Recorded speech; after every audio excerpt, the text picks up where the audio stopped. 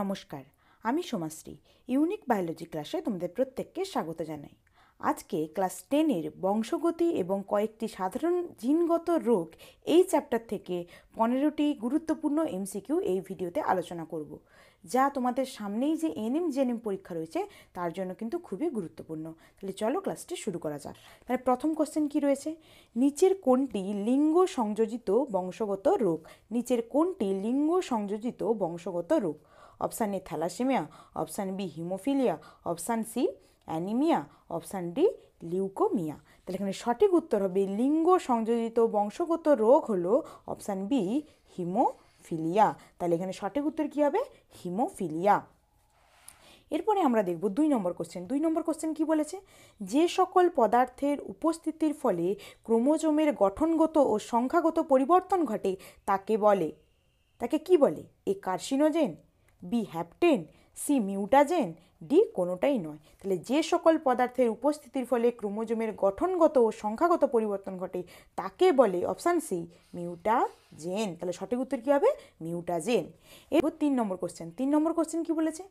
এক অণু হিমোগ্লোবিনে কতটি পলিপেপটাইড শৃঙ্খল থাকে? তাহলে এক অণু হিমোগ্লোবিনে কটি পলিপেপটাইড শৃঙ্খল থাকে? অপশান এ 2টি, অপশান বি 3টি, অপশান সি 4টি, অপশান ডি 6টি। তাহলে সঠিক উত্তর হবে অপশান সি 4টি। তাহলে একটি হিমোগ্লোবিনে 4টি পলিপেপটাইড শৃঙ্খল থাকে।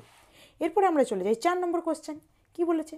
থ্যালাসেমিয়া রোগে নিচের কোনটির কারণ হলো? তাহলে থ্যালাসেমিয়া রোগের নিচের কোনটি কারণ হলো? তাহলে নিচের কোন কারণটির জন্য থ্যালাসেমিয়া রোগ হয়?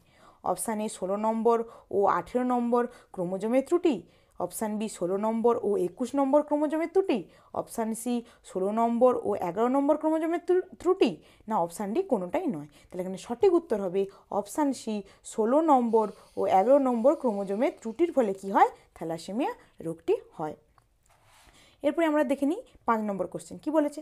নিচের কোন রোগটির অপর নাম হলো ক্রিসমাস রোগ? নিচের কোন রোগটির অপর নাম হলো ক্রিসমাস রোগ?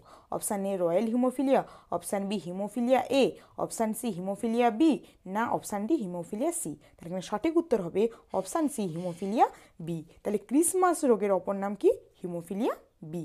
আমরা দেখে নিই 6 নম্বর কোশ্চেন। 6 নম্বর কোশ্চেন কি বলেছে?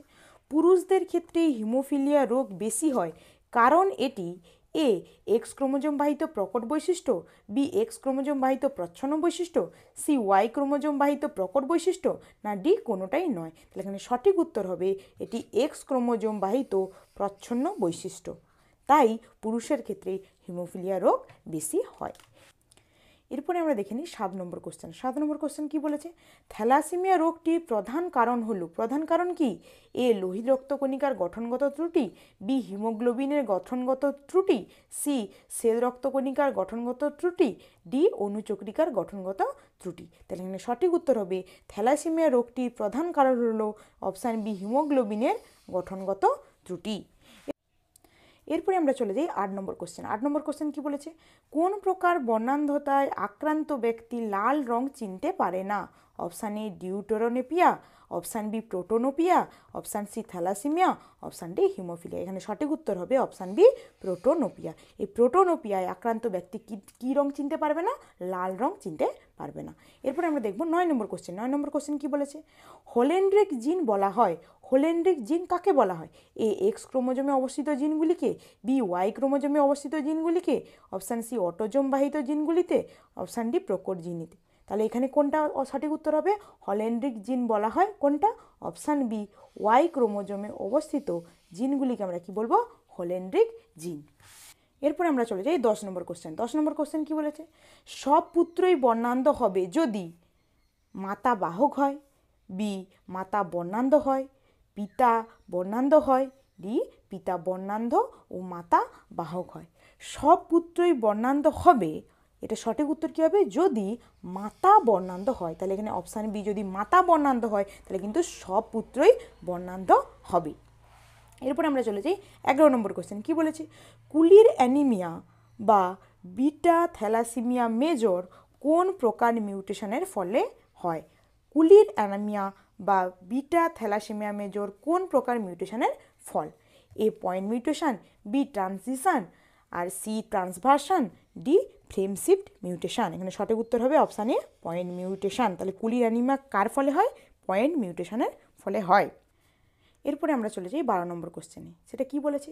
যে রোগটি ভূমধ্যসাগরীয় রক্তাল্পতা নামে পরিচিত সেটি হলো, যে রোগটি ভূমধ্যসাগরীয় রক্তাল্পতা নামে পরিচিত সেটি হলো কি?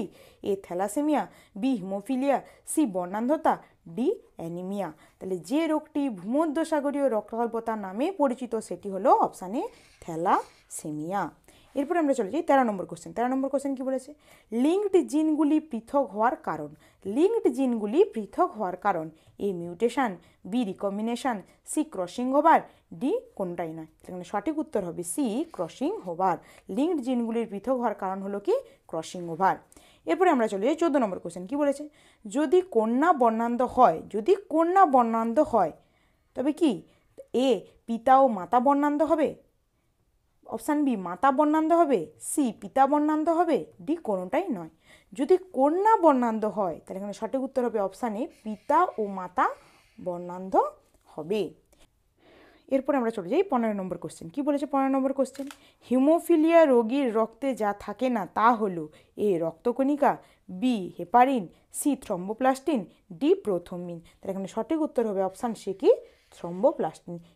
আশা করি এই ভিডিওটা তোমাদের ভালো লাগলো। এই কোশ্চেনগুলো কিন্তু তোমাদের যে সামনে এনএম জেএনএম পরীক্ষা রয়েছে তার জন্য কিন্তু খুবই গুরুত্বপূর্ণ। আর যদি এই ভিডিওটি ভালো লেগে থাকে তাহলে অবশ্যই ভিডিওকে লাইক করবে এবং এরকম আরও ভিডিও পেতে গেলে এই চ্যানেলটিকে সাবস্ক্রাইব করবে।